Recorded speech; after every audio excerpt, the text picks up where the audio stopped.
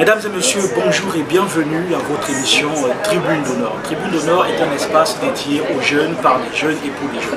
Tribune d'honneur ouvre aussi ses portes à toute classe politique de la société civile ainsi que des confessions religieuses. Sur ce plateau, nous avons M. Gabriel Dion, président de la Fédération PCT France. Avec lui, nous allons parler Congo. Tout de suite, je vous invite, mesdames et messieurs, à cet entretien que va nous accorder M. Gabriel Dion. C'est parti. Monsieur Gabriel, bonjour. Bonjour. Alors, vous êtes président de la formation PCT France, c'est bien ça? La fédération. La fédération PCT France. C'est exact. Alors, est-ce que vous pouvez nous parler d'abord de votre personnalité en tant que politique et membre du Parti congolais du travail? Merci beaucoup, cher ami, de me donner cette opportunité de passer à votre chaîne, notamment cette émission très célèbre, Tribune d'honneur. Alors, je suis donc Monsieur Dion Gabriel Patrick. Je suis membre du comité central du Parti congolais du travail depuis le 5e congrès ordinaire du Parti congolais du travail qui a eu lieu l'année dernière, en décembre, en République du Congo à Brazzaville. Sur le plan intellectuel, sur le plan de ma formation académique, je suis docteur en économie. Je suis ressortissant de l'Académie des sciences économiques de Bucarest. J'ai été étudiant en faculté de cybernétique, statistique et planification économique, où je suis sorti en 1990 plutôt, docteur en économie. Sur le plan professionnel, je suis enseignant, je suis prof d'économie, de droit, de gestion et de management. Je prends les jeunes au niveau BTS, licence, et je les amène jusqu'en Master 1. Je suis prof simultanément au centre de formation Proméo, et pour arrondir les fins de mois, je donne aussi des cours du soir au CNAM, le Conservatoire national des arts et métiers, où je dispense donc des cours de management des entreprises aux jeunes qui préparent leur diplôme d'ingénieur. Sur le plan associatif, je suis président de plusieurs associations. Je pourrais citer comme ça l'association, je suis président d'honneur et fondateur de l'association ASOCREF, Association européenne des anciens étudiants congolais de Roumanie en France.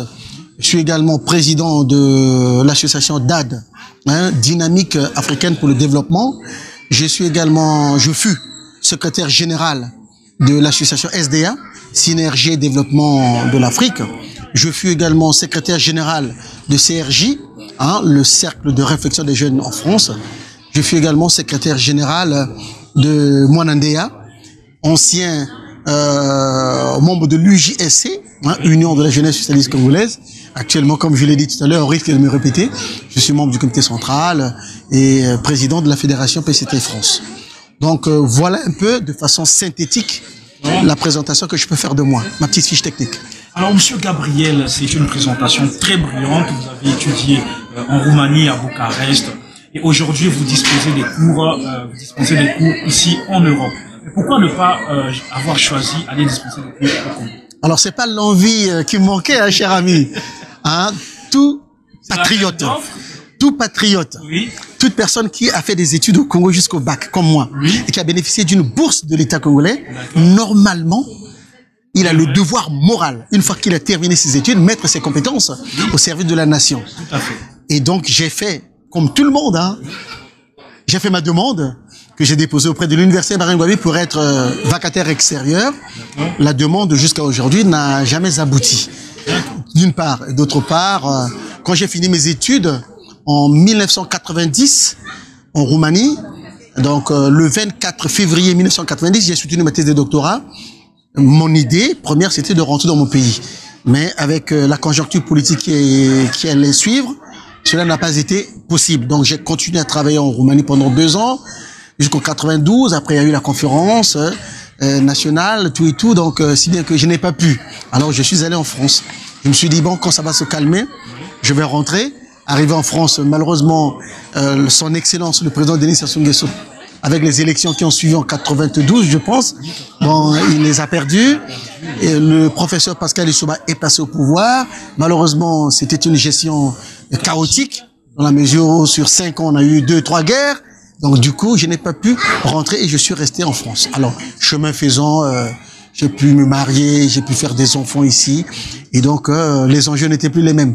Cependant, en 2014, Je suis allé à Brazzaville moi-même, j'ai déposé auprès du ministère de l'Éducation nationale, notamment de l'enseignement supérieur, au rectorat à l'université Marien Ngouabi. J'ai déposé mon dossier en bonne et due forme, et jusqu'à aujourd'hui, il n'y a pas de suite favorable. Mais au moins, s'il y a un coup de fil... Mais bien sûr, la fierté de tout intellectuel, de tout cadre, c'est de rendre à son pays qu'il a formé, en tout cas de mettre à la disposition de son pays son expertise. Je serais très heureux de le faire. Alors, vous serez très heureux de le faire, Monsieur Gabriel Diop. Comment est-ce que vous êtes arrivé à adhérer au PCT? Alors, faut savoir que depuis la Roumanie, quand j'étais étudiant à la faculté de cybernétique, de statistique et de planification économique, j'étais déjà membre de l'UJSC, donc Union de la jeunesse socialiste congolaise. Et donc, jusqu'en 1990, et j'ai assumé toutes les responsabilités politiques au niveau de l'UJSC, la plus haute fonction étant président, à ce moment-là, ça s'appelait le CCV, président de la commission de contrôle et de vérification. Voilà. En 90, avec nos camarades, le camarade Nguesso, non pas Maurice, Nguesso, camarade Nguesso, il était consul, il m'a demandé de faire la demande, j'ai fait la demande et je suis rentré dans le PCT. Voilà. Mais je n'ai pas eu un acte d'adhésion en tant que tel, puisque 90, tout de suite après c'est la conférence, après le président, ouais, il y a eu la guerre, voilà. Donc après la Roumanie, je suis venu en France, et en France, je me suis dit, bon, mais il faut que je puisse adhérer au PCT. J'ai refait encore une nouvelle demande.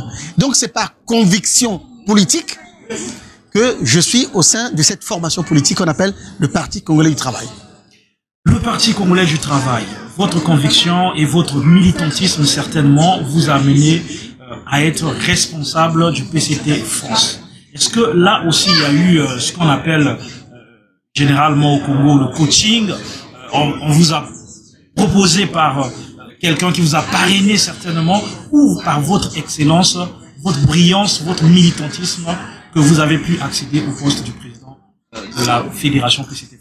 Alors, faut savoir qu'en France, tout ce que l'on fait est généralement médiatisé, tout ce que l'on fait est généralement connu. Donc, c'est par une élection que nous avons été, pas tout seul, hein, toute l'équipe avec laquelle je travaille, nous avons été élus le 21 juin 2014. Lors d'une assemblée générale qui a eu lieu ici, là, en France. À l'époque, c'était une grande délégation qui est revenue de Brazzaville, conduite par son excellence, qu'est-ce que je dis, le vénérable président du Sénat. À l'époque, il était également était secrétaire général du Parti congolais du travail, qui a amené une grande délégation ici. Et ce sont eux qui ont organisé ces élections-là.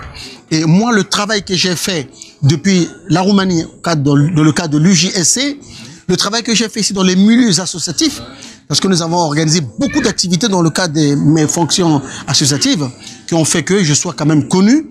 Et ma disponibilité au niveau du parti, mon expertise politique, mon engagement politique, ma conviction, a fait en sorte que lors de l'élection, je puisse être élu président de la Fédération du Parti congolais du travail de France.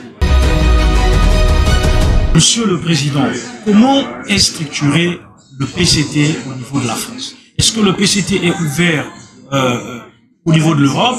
Il y a l'instance qui chapeaute l'Europe, ou vous, au niveau de la France, vous avez la responsabilité de chapeauter aussi d'autres mouvements, d'autres cellules plutôt du PCT qui se trouvent hors de la France, en dehors de l'espace Schengen? Merci beaucoup de cette question, cher ami chroniqueur.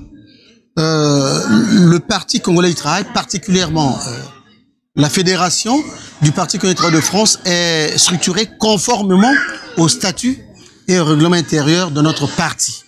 Je rappelle que le Parti congolais du travail est le plus vieux parti politique du Congo, le plus organisé, le plus structuré et le plus fonctionnel, comparativement aux autres partis que je ne minimise pas. Nous avons une expertise, nous avons une histoire.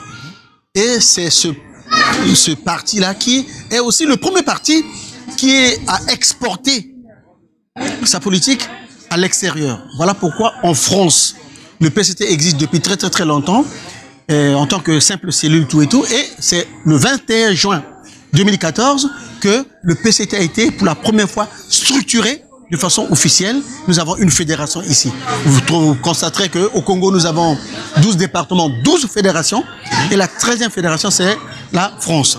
Nous sommes organisés, conformément, je disais tout à l'heure, au statut et au règlement intérieur de notre parti. Nous avons donc une fédération en France qui est structurée de la manière suivante. Il y a plusieurs instances. La première instance, tout en haut, c'est le Conseil fédéral. OK? Après le Conseil fédéral, nous avons le secrétariat fédéral, dont je suis le président. Dans le secrétariat fédéral. Après le secrétariat fédéral, nous avons deux grands comités. Nous avons un comité qui dirige Paris et toute l'île de France, dirigé par le camarade Gonziri. Et nous avons le deuxième comité qui dirige toutes les provinces de France, dirigé par le camarade Arnaud Mafoy. Et moi-même, je suis le président de toute la France. Après les deux comités, nous avons donc des sections. Après les sections, nous avons donc des cellules un peu plus bas.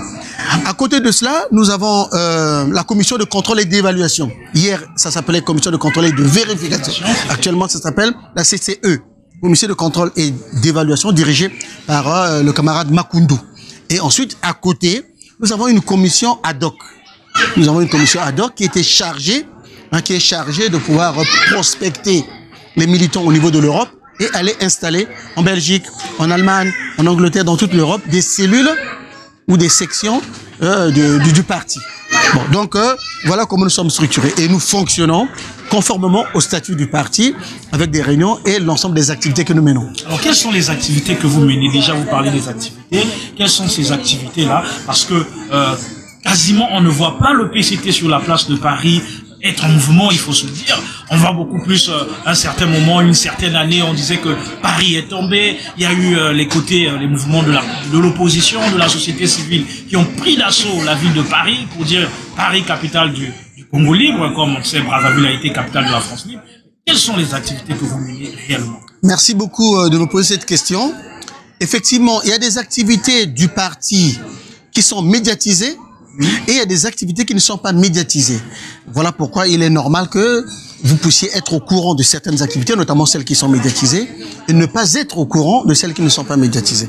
Ça, c'est de un. Nous avons un programme d'activités. Depuis le 21 juin 2014 jusqu'à aujourd'hui, nous organisons beaucoup d'activités. Et notre activité est bicéphale. La première partie de nos activités est vraiment cérébrale. Nous sommes dans la conception, nous sommes dans les débats, et la deuxième partie, elle est pratique.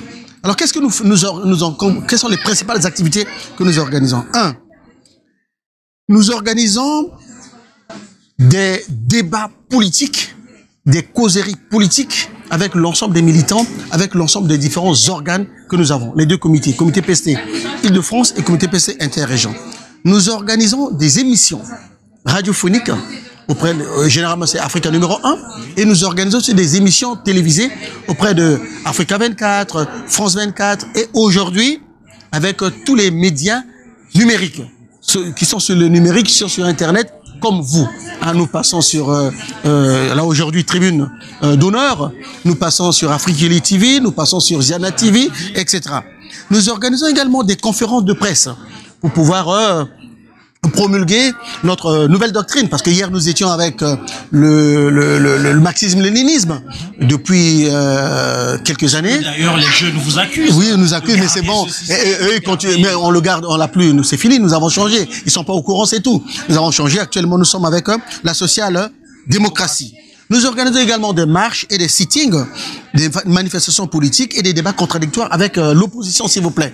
Nous débattons beaucoup avec l'opposition. C'est vrai qu'avant 2014, il n'y avait pas de débat avec l'opposition, parce que l'opposition était quand même radicale et on venait toujours au coup de poing.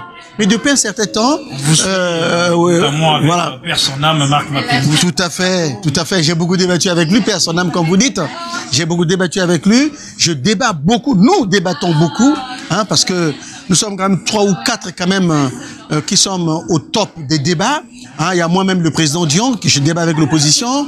Il y a le camarade Oko Juste Prudence, qui débat aussi avec le porte-parole, la communication, qui débat avec l'opposition. Il y a le camarade Okamba, président de la commission ad hoc PCT Europe, qui débat avec l'opposition. Il y a le camarade Kokolo, Ludovic Daniel, qui débat aussi avec l'opposition. Donc, on organise des débats avec l'opposition et on organise aussi beaucoup de manifestations lorsqu'il y a des fêtes historiques.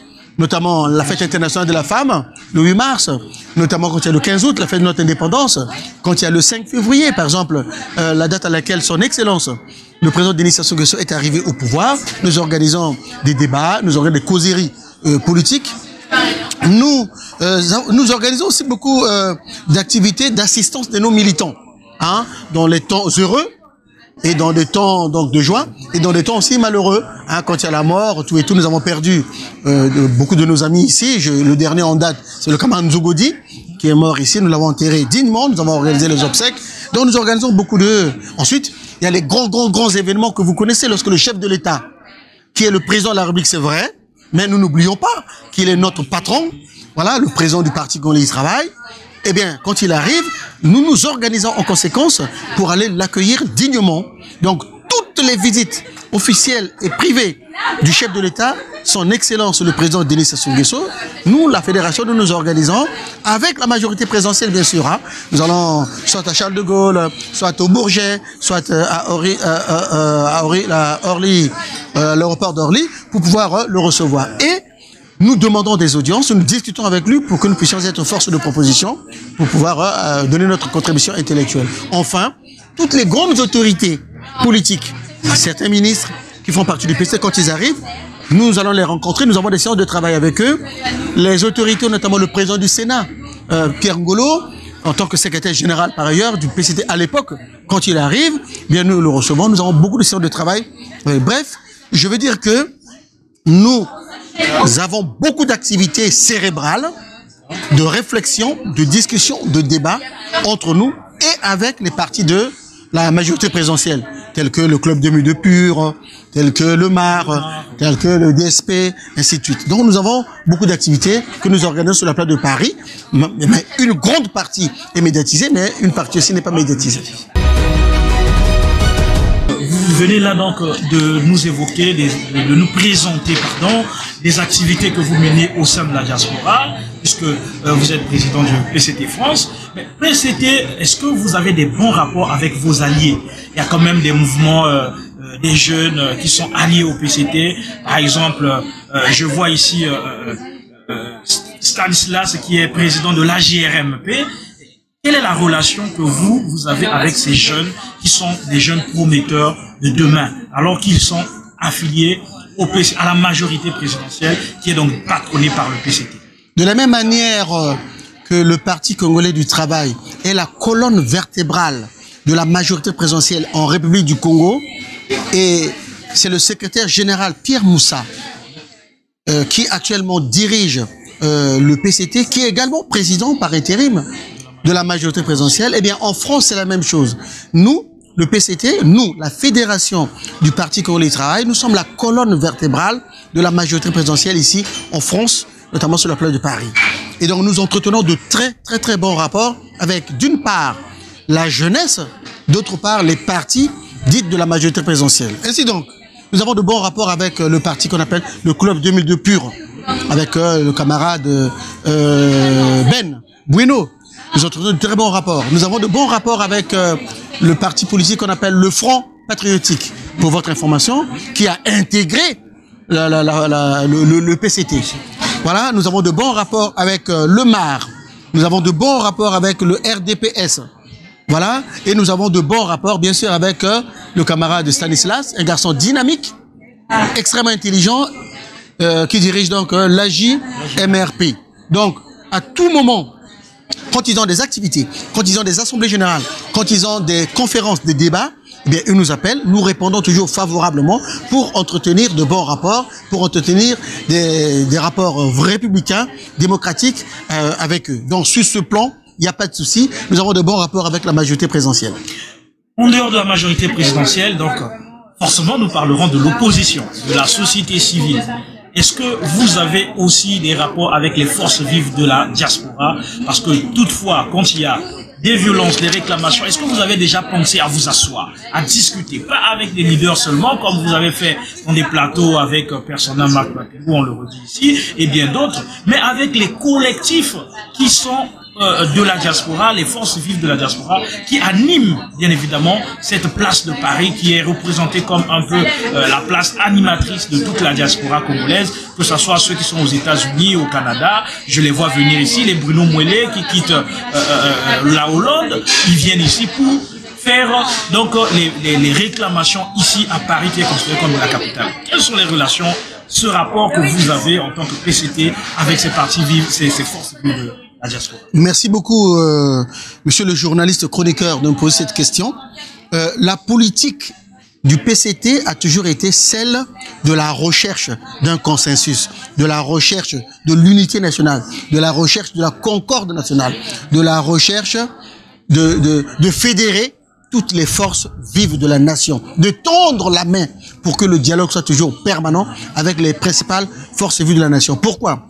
Parce que, comme vous le savez, bientôt nous irons à l'élection présidentielle. Mais en dehors de ça, pour que dans notre pays il puisse avoir la paix, il faut bien dialoguer de façon permanente avec toutes les forces vives de la nation, que ce soit les jeunes, que ce soit les différentes associations, les ONG, les partis politiques, de la majorité présidentielle ou de l'opposition. Nous tendons toujours la main vers eux dans le sens du dialogue. Ça, il n'y a pas de souci. Alors, sur ce plan, il faut dire que à tout moment, quand il y a des grands événements, par exemple lorsque l'ambassade organise des manifestations, soit pour la Journée internationale de la femme, soit pour l'indépendance du Congo, eh bien, toutes ces forces vives de la nation sont invitées. Nous aussi, nous venons et ensemble avec eux, nous nous asseyons autour de la table, nous discutons, nous échangeons ensemble sans aucun souci. Les revendications qui sont les leurs, parfois aussi c'est les nôtres aussi, parce que si au Congo il y a des problèmes de chômage dû à la récession qui va suivre là avec le coronavirus, eh bien, le chômage ne frappe pas une partie seulement de la population, ça frappe tout le monde. Que tu sois du pouvoir ou pas du pouvoir, de la majorité présidentielle, pas de la majorité présidentielle. Donc, les préoccupations des forces vives de la nation, les préoccupations des gens de l'opposition sont les préoccupations de tout le monde. Donc voilà pourquoi nous avons intérêt à avoir de bons rapports avec toutes les forces vives de la nation. Ici, nous entretenons de bons rapports avec tous les étudiants. Les organisations des étudiantines, nous entretenons de bons rapports avec eux. Les associations qui sont ici, nous entretenons de bons rapports avec elles. Les ONG qui sont ici, nous entretenons de bons rapports avec elles. Parce que nous savons que ce sont là les forces vives qui constituent la société congolaise. Nous allons parler donc des élections présidentielles de 2021 qui pointent à l'horizon. Nous sommes pratiquement à 8 mois des élections présidentielles.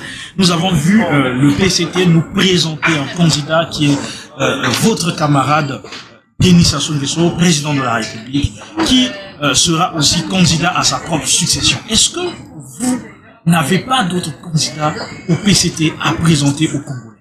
Pourquoi le choix porte toujours sur Denis Sassou Nguesso? Merci beaucoup de me poser cette question. Mais je veux vous répondre aisément en vous disant qu'on ne change pas l'équipe qui gagne. C'est-à-dire que quand vous êtes un parti politique, vous n'avez pas 2, 3, 4 objectifs. Non, un seul. C'est la conquête du pouvoir. Quand vous êtes au pouvoir, vous n'avez pas 2, 3, 4 objectifs. Un seul. C'est la maîtrise, la conservation de ce pouvoir. Et quand vous êtes une formation politique, vous vous connaissez. Vous connaissez vos atouts. Vous connaissez vos forces. Vous connaissez vos faiblesses. Vous connaissez vos menaces. Vous connaissez vos opportunités. L'examen interne fait avec cette matrice célèbre des forces, faiblesses, menaces et opportunités nous a conduit lors du 5e congrès ordinaire du Parti communiste en décembre dernier à comprendre que notre candidat le mieux placé d'entre nous, le meilleur d'entre nous, notre champion reste son excellence, le président Denis Sassou Nguesso. C'est vrai, il ne s'est pas encore prononcé là-dessus. Par l'opposition, mais c'est de bonne guerre. La société civile aussi. C'est de bonne guerre. De changer de candidat parce qu'ils sont fatigués de voir le visage de Denis Sassou Nguesso à la tête du pays. Il est normal qu'ils le disent. C'est de bonne guerre. C'est ça une démocratie qui vit. Une démocratie qui est dynamique. Donc, on ne peut pas, nous ne sommes pas au temps du monopartisme où il n'y avait qu'un seul candidat. Non, non, non. Vous n'avez pas vu ce qui s'est passé à la ville de Brazzaville, là, dernièrement? Oui. La ville de Brazzaville. Avec le maire. Nous avons eu, voilà, l'élection du conseil municipal pour monsieur le maire. Nous seulement le PCT. nous avons eu au bas mot, monsieur le journaliste, 10 candidats. Nous, il n'y a que nous, 10 candidats. Mais nous avons fait exercer la démocratie. Nous avons pris le meilleur d'entre nous. La Commission nationale des investitures s'est réunie au niveau du PCT. C'est une structure interne au PCT. On a présenté les 10 candidats avec leur CV, avec leur expertise, avec leur... voilà. Et à l'issue d'un débat houleux, à l'issue d'un échange militant qu'il y a eu entre les différents profils de ces 10 candidats, nous sommes arrivés à la conclusion selon laquelle le meilleur pour diriger la ville de Paris, la ville de Brazzaville, c'est monsieur, le camarade Dieudonné Batimba. Voilà. Mais c'est la même chose. Nous avons, lors du 5e congrès ordinaire du PCT, vu que le meilleur d'entre nous, c'est le président Denis Sassou Nguesso. Donc il n'y a pas de raison, c'est pourquoi nous l'avons proposé comme notre futur candidat. Par ailleurs, faut savoir, je l'ai dit, on ne change pas une équipe qui gagne. Si nous pensons qu'il n'est pas bon, qu'il n'est pas le meilleur d'entre nous, eh bien nous aurons, après cette analyse-là au niveau du 5e congrès, pu changer quelqu'un d'autre. Mais je me permets de vous dire que ce n'est qu'une proposition. Hein. Nous attendons que le moment venu, bien sûr, nous attendons que le moment venu lui-même. Parce que l'élection présidentielle, comme vous le savez, monsieur le journaliste, c'est un rendez-vous entre un homme et la nation. Un rendez-vous du donner et du recevoir. Eh bien, le moment venu, s'il estime que la proposition que nous lui avons faite, nous, le parti, la proposition que la majorité présidentielle va lui faire le moment venu, s'il estime qu'il veut, à ce moment-là, il se prononcera. À ce moment-là, nous allons donc pour l'agenda 21, en 2021, en mars prochain, nous allons avec lui. Mais s'il estime que, non, il faut qu'il passe la main, eh bien, un autre examen, peut-être un congrès extraordinaire, j'en sais rien. Dans tous les cas, le parti va s'asseoir pour réfléchir, pour trouver d'autres candidatures ou un autre candidat qui, faut savoir que le PCT, non seulement c'est le parti le plus organisé, le plus vieux, le plus structuré, mais c'est aussi, s'il te plaît, toute modestie mise à part, c'est le parti qui regorge, s'il vous plaît, le plus gros nombre de cadres de notre pays. Et même quand vous voyez tous les partis de l'opposition, je les nomme pas, mais vous les connaissez, tous leurs leaders viennent du PCT. Donc tous les cadres que vous avez au Congo là, c'est le fruit de la formation politique du PCT. Donc, si d'aventure, ce que je ne crois pas, parce que nous avons la ferme conviction que le camarade Denis Sassou Nguesso, c'est notre candidat, il va respecter la volonté de son parti. Si d'aventure il désiste, eh bien, nous pensons que nous avons suffisamment de cadres capables de pouvoir prendre la relève. Voilà pourquoi, en tant que parti au pouvoir, nous voulons conserver le pouvoir et nous sommes en train de nous organiser en conséquence. Donc là, au moment où nous parlons depuis le 12, comme vous le savez certainement, eh bien, le secrétaire général Pierre Moussa a commencé déjà à mettre en place la restructuration de toutes les 12 fédérations du Congo et la 13e, c'est en France. Donc le calendrier, le premier temps, la première partie de ce calendrier de la descente aux bases pour la restructuration des fédérations, des comités, des sections, des cellules, va commencer par la ville de Brazzaville, a commencé le 13, ville de Brazzaville. Quand nous aurons terminé la ville de Brazzaville, ça sera Pointe-Noire. Quand nous aurons terminé Pointe-Noire, ça sera le département du Poul. Après le parti, notamment le secrétariat permanent, va encore se rasseoir pour mettre encore un deuxième planning pour terminer les autres départements du Congo. Et ensuite, on viendra en France au 13e département pour la restructuration. Est-ce que la majorité présidentielle a un mot à dire quand il faut choisir un leader pour la majorité présidentielle? Mais bien sûr que oui. Je pense que les différents partis qui sont membres de la majorité présidentielle sont libres de tout propos. L'expression au sein de la majorité présidentielle est libre. Donc, que ce soit le MAR, le RDPS, que ce soit le Front Patriotique, le Club de Midi, tous les partis qui sont au niveau d'un, eh bien, auront un mot à dire, auront peut-être aussi des candidats à présenter, des suggestions à faire. Et nous, ensemble avec eux, nous choisirons celui qui est le meilleur. Mais nous, pour l'instant, le PCT s'est déjà prononcé pour la candidature de son Excellence, le président Denis Sassou Nguesso. Alors, monsieur Gabriel Jean, nous savons tous aujourd'hui que le monde entier est secoué par une crise du Covid-19, dite coronavirus. Le Congo aussi traverse ce moment difficile. Aujourd'hui, nous avons suivi le Premier ministre qui nous a présenté un état d'avancement et un programme de déconfinement qui sera appliqué le 23 juin prochain. Il y a donc 77 points de contrôle érigés par le gouvernement. C'est déjà d'ailleurs à féliciter. Nous avons dans le pays des caméras de surveillance qui sont installées dans les points d'entrée, notamment les frontières du beach, du port autonome de Brazzaville, de l'aéroport Agostino Neto de Pointe-Noire et de Maya Maya à Brazzaville.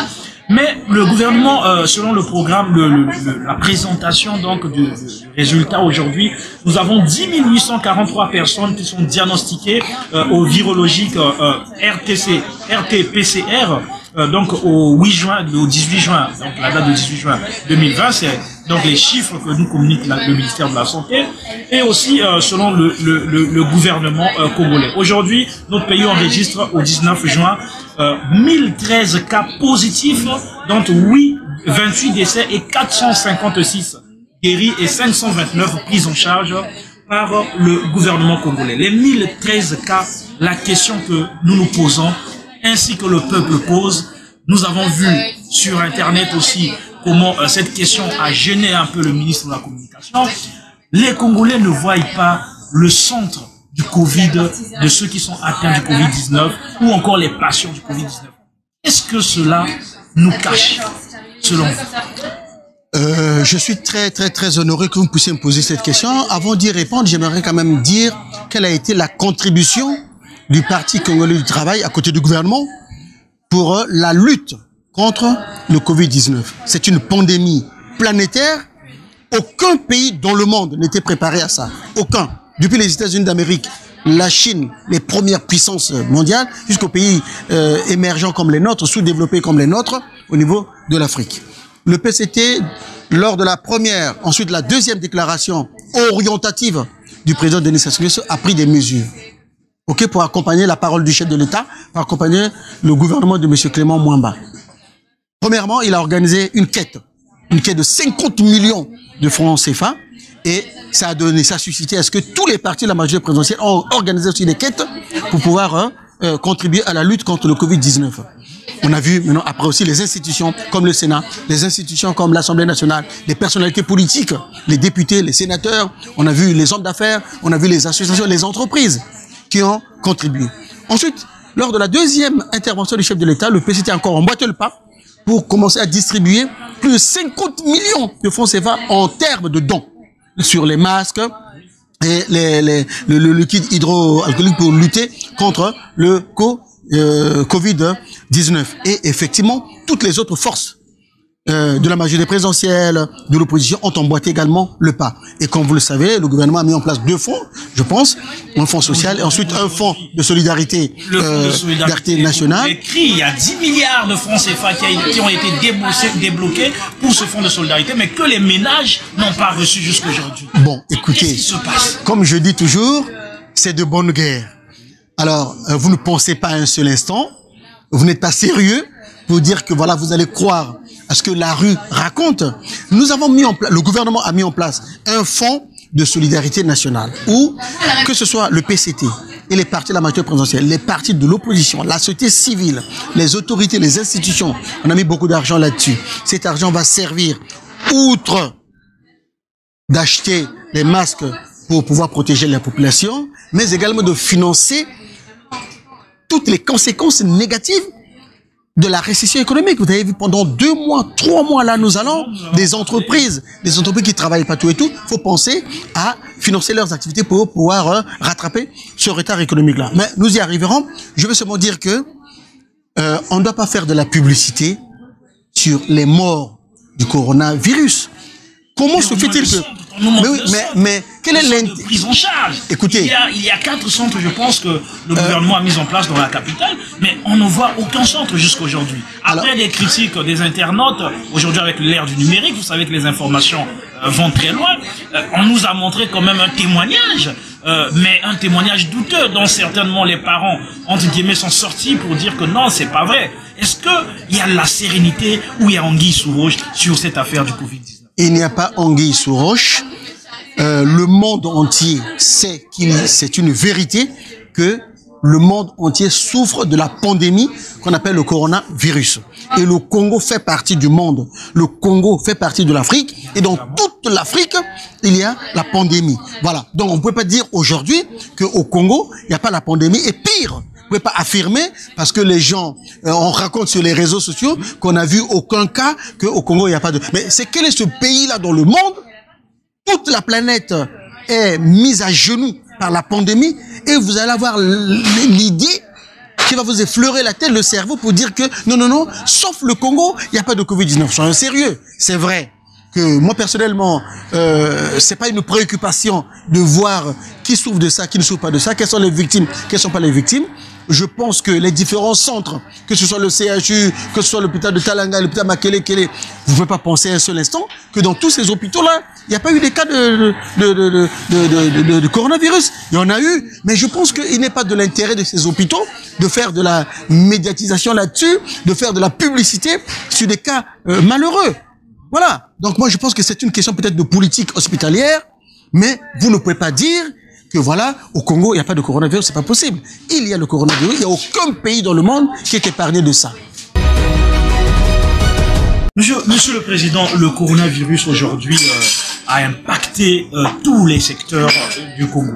Nous enregistrons une forte récession économique avec un taux de croissance négatif compris entre 10 et 7% selon le gouvernement. Une forte augmentation du chômage et par la suppression des emplois, notamment dans le secteur formel, l'État a octroyé 40 milliards de francs CFA pour les soutiens des entreprises afin de pouvoir relancer cette économie. Mais quel est donc le modèle économique dont vous, au niveau du PCT, vous proposez au gouvernement pour pouvoir mettre en place la relance de l'économie dans notre pays?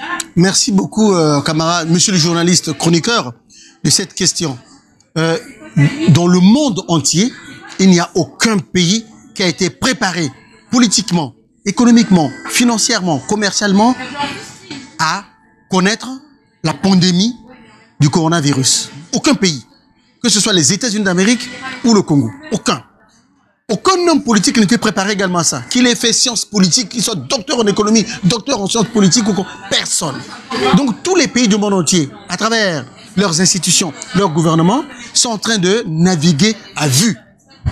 Au fur et à mesure que la pandémie est en train d'être évolue, eh bien, les gouvernements s'adaptent par rapport à son évolution. Il existe en sciences économiques beaucoup de théories, beaucoup de modèles économiques.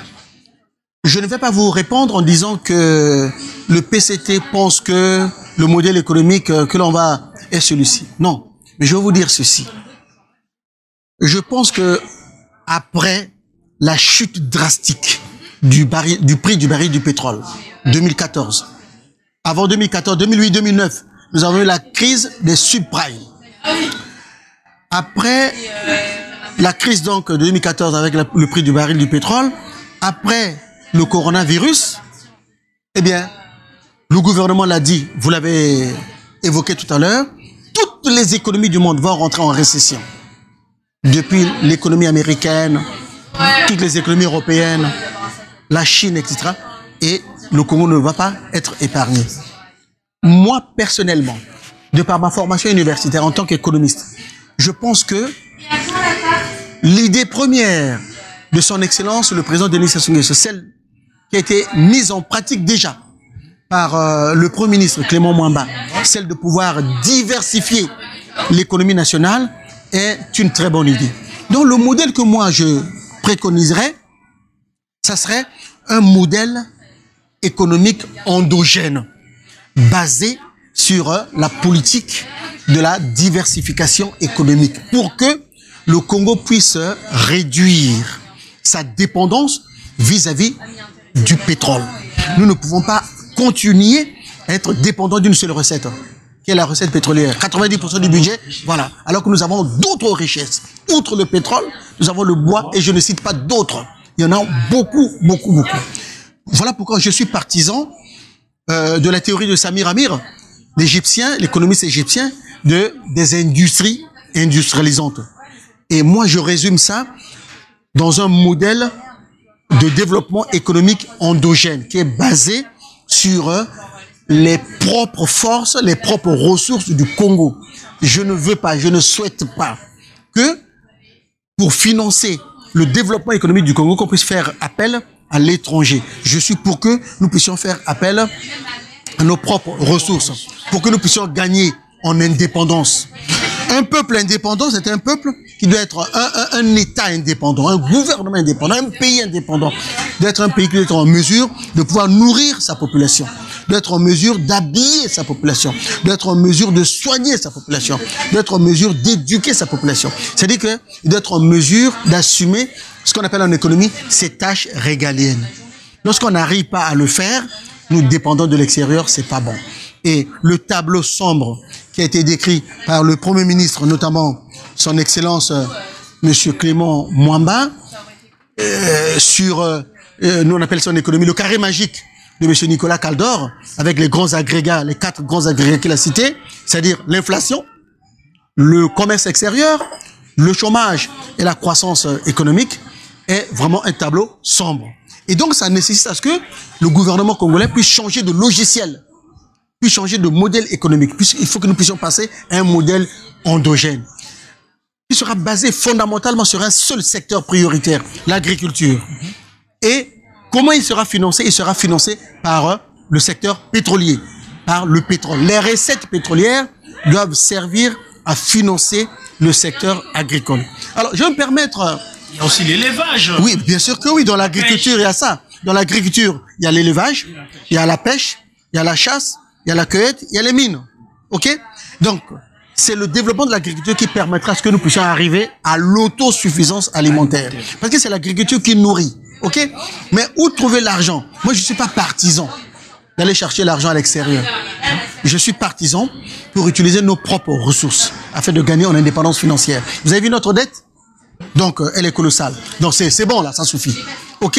Donc, il faut maintenant chercher les ressources financières internes. Voilà. Donc, les ressources pétrolières vont permettre de financer l'agriculture. Je me permets, juste schématiquement, de dire le pétrole et le bois comme les 2 premières ressources. Le pétrole, vous savez que au Congo, nous ne produisons que le brut. Après, on va exporter. Il faut qu'on change de logiciel. Il faut maintenant qu'on fasse en sorte que une partie soit transformée sur place. Ou si Eni, Elf, Total ne veulent pas, donnez-nous notre partie à nous bruts et nous allons mettre les industries nécessaires pour transformer sur place les produits dérivés du pétrole. Je me permets de vous rappeler qu'avec le pétrole, là, le brut, nous pouvons créer plusieurs produits dérivés. Nous pouvons fabriquer, nous pouvons produire de l'essence, du gasoil, du butane, de la propane, du gaz de pétrole, du fuel, du kérosène, etc., etc. Vous savez que dans le monde, le pétrole brut permet de produire approximativement, ça c'est les données statistiques de 2019, 45% d'essence avec le pétrole brut. On peut aussi produire 20% de gazole et de fuel, de chauffage, 9% de kérosène, 1,3% de carburant à base de naphtha, 6,8% de résidus oléagineux, 1,2% de graisse lubrifiante, 3% de matières premières pétrochimiques, etc., etc. 3,2% de bitume, 3% de coke pétrolière, 3,6% de gaz liquide. Donc, il y a beaucoup de produits dérivés du pétrole que nous pouvons transformer. Bien sûr, on sait qu'Eni va refuser de nous transformer le pétrole. Mais on n'est pas des idiots. Je rappelle que nous avons des cadres dans ce domaine. Donc nous pouvons créer des partenariats à d'autres partenaires. Tu dis, bon, la partie brute du pétrole qui nous concerne, nous, eh bien, on ne va pas le transformer en France, on va transformer ça chez nous au Congo. Personne ne nous interdit ça. Donc, on va changer de logiciel. Maintenant, je vais prendre le bois. Est-ce que vous savez qu'avec le bois, il y a aussi beaucoup de produits dérivés à partir du bois, à partir donc de sillage, de plaquage, de copeaux, de bandes ou de fibres de bois, on peut fabriquer beaucoup de choses.